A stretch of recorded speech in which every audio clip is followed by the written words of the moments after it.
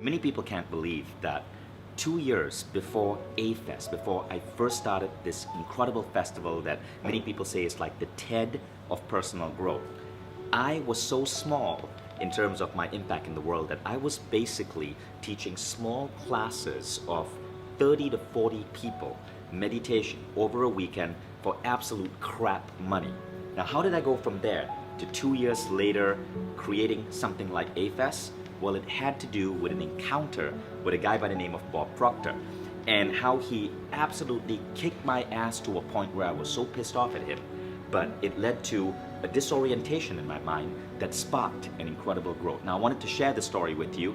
I was talking about this on stage recently, and people absolutely loved it, and they thought it was absolutely hilarious. So check this out and see if this sparks an idea within you. 2003, I moved to Silicon Valley. And my whole goal was to make it big in the dot-com industry. And I realized how tough it was. Actually, I moved there in 2001. The dot-com bubble burst that year. I was completely broke. I was sleeping on a couch. Was the only thing I could rent. And I was sending out my resume to every company that would potentially hire someone. Now, the only job I got was a dialing for dollars job. I had to pick up the phone and sell technology to lawyers, like day in and day out. But the economy in San Fran was so bad that there was no base salary. Basically, you only got paid if you closed the sale. Now, if you're a 25-year-old Malaysian kid with an unusual accent and a name like Vishen Lakhiani, calling up lawyers in Texas, interrupting them in the middle of the day, and trying to sell them technology, you hear more "fuck off, kid" than you would ever expect in any career. So one day, after the ninth lawyer told me to fuck off, I basically went home depressed, and I decided to Google for help. So I Googled, why does life suck so bad? Why are lawyers such dicks? And I'm kidding. I love lawyers. Please don't sue me. And what I found, and what I discovered was a meditation class happening. Now, that class was actually from a very early meditation program. It was called the Silva Method. Some of you might remember it. It was big in the 70s and 80s, and the class was happening in LA. So I flew to LA to attend the class, and I was the only student who showed up. It was really interesting. So it was a 2-day class. The instructor just worked with me in one day and taught me all of these different tools for building up intuition, for creative visualization, for connecting with people through energy. And then I started applying that to my calls, and something very interesting happened. So now I want to ask you to just open your mind to what I'm about to say next, okay? So back then, we would go to the San Francisco Public Library, check out the Yellow Pages, and then I would have a territory. My territory was San Antonio and then Portland, Oregon, and I had to call all the lawyers in San Antonio from A to Z. And you had to go one by one and scratch off the names on the Yellow Pages, hoping that someone will take your call, right? Someone who was very bored and lonely that day. And I decided to try a different technique. So I used what I learned to go into what is the meditative level of mind. Sometimes they call it the alpha level of mind. And I would tap into my intuition, and then I would just run my finger down the Yellow Pages, and I would get an impulse. It would feel like I was guessing on who to call. And what happened was really interesting. My sales doubled instantly. In 1 week, I doubled my closing rate. And then 1 month later, I started applying additional tools, this time using connection rituals and seeing the lawyer in my mind's eye before picking up the phone, blessing them, connecting to them the way you guys just connected to each other, and asking that if this is in the best interest of everyone concerned, then let it happen, right? Just setting that intention. Once again, my sales doubled. A month later, it doubled again. Before I knew it, in 4 months, I was promoted 3 times, shipped to New York, and made director of sales of the company. I was 26. And now I was all of a sudden running a team of men and women much older than me, because I was able to do so much more because of what I had learned how to use my mind. Now, after 18 months in that company, I decided to quit because I wanted to do more.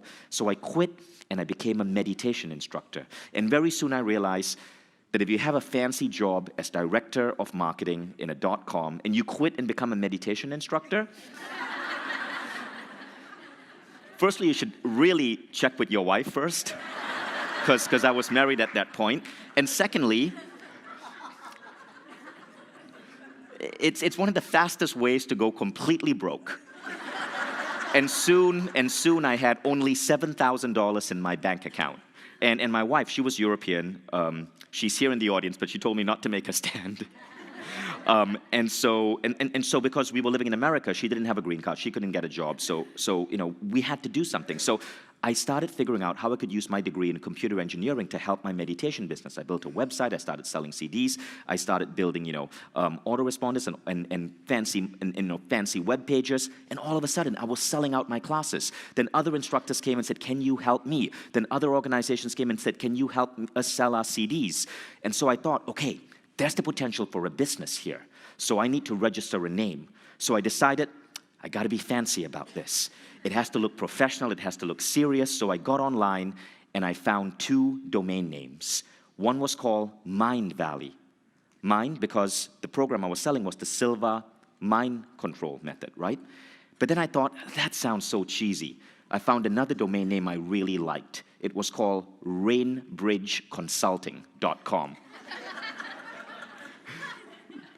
Fortunately, like 24 hours later, I decided Rainbridge Consulting sounds really depressing, which is why you're not officially here attending the Rainbridge Consulting reunion, but the Mind Valley reunion.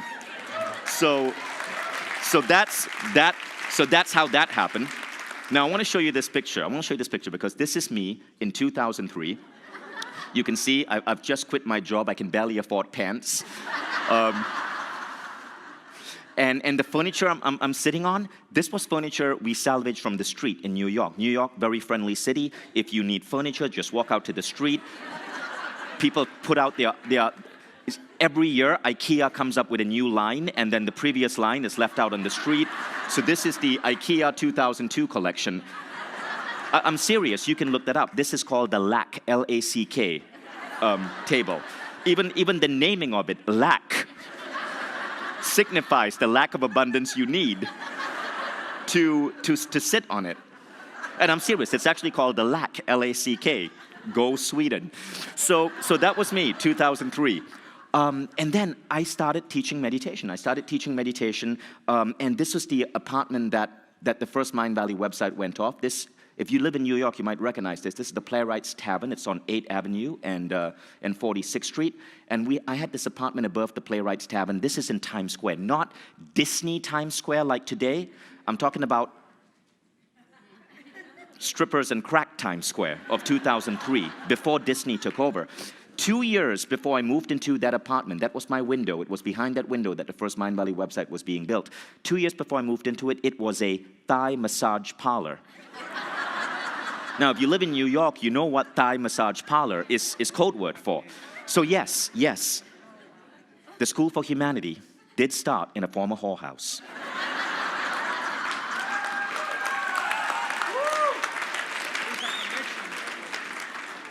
I love the fact that you guys are excited about that. That's incredible.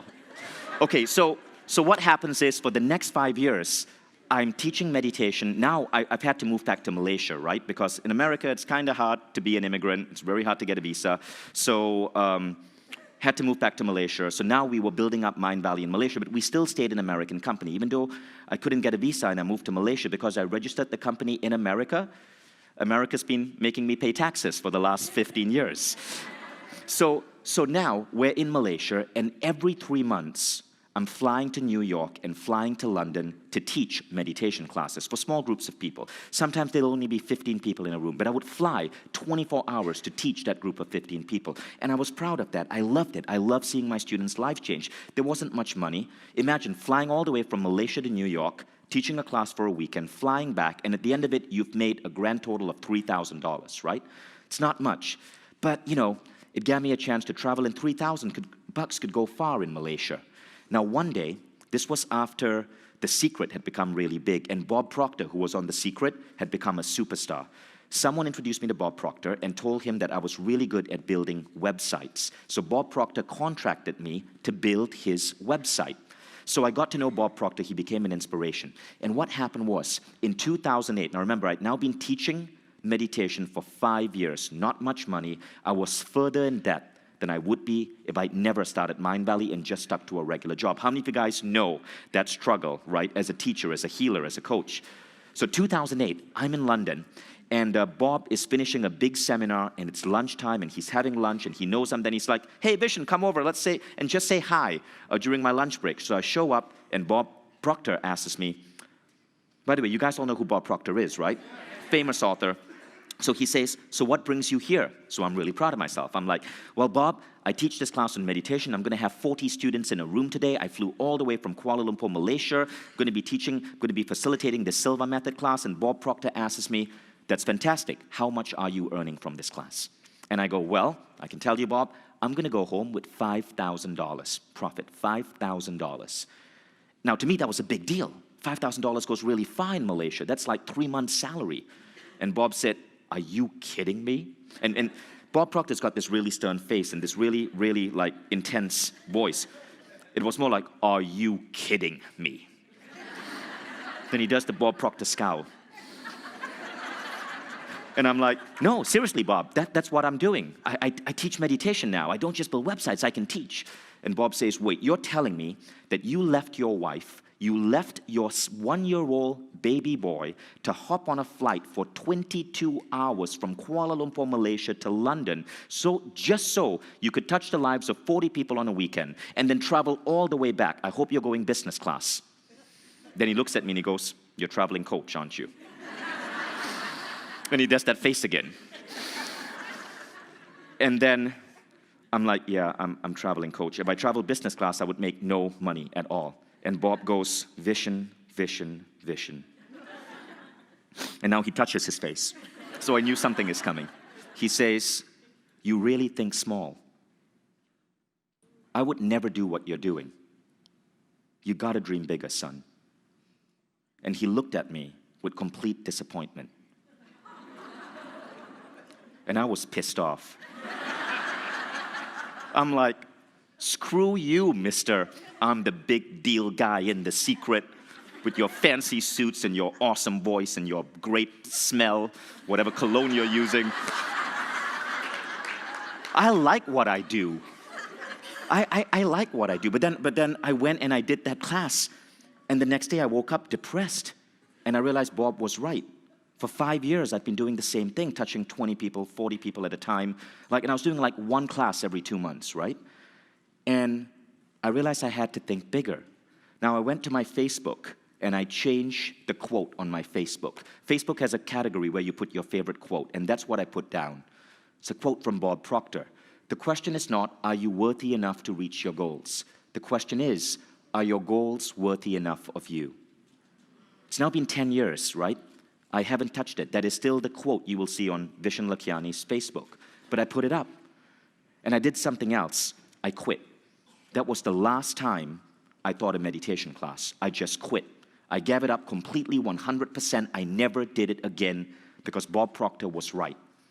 I started dreaming bigger and bigger and bigger. And every time I would hit one of those big dreams, I would do the next thing.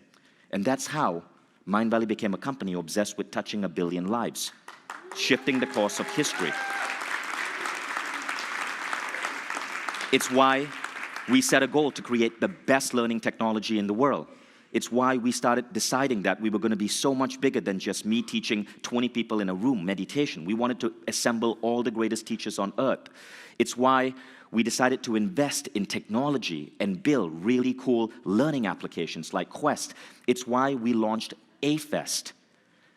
After I quit teaching that meditation class, it took me 2 years to do my next seminar. But 2 years later, that next seminar was A-Fest, which is now one of the hottest tickets in personal growth. We had 250 people, and this time it was in Costa Rica. And we had incredible speakers come and share the stage with me. That was how Bob Proctor's kick in the butt shifted my life. We went from working from a rundown house to building what won an award in Inc. magazine for one of the top 10 coolest workplaces in the world. And we assembled a team of now some 250 people from 46 countries who moved to Kuala Lumpur, Malaysia to build everything that Mindvalley develops. It's actually now 47 because we just hired someone from Iraq. All of that because as a teacher, somebody kicked my butt and made me dream bigger. So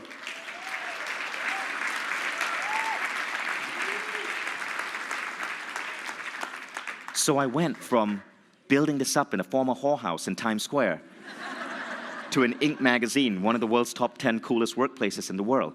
And all of that was between 2003 and 2012, right? It was, my math is failing me right now, 7 years.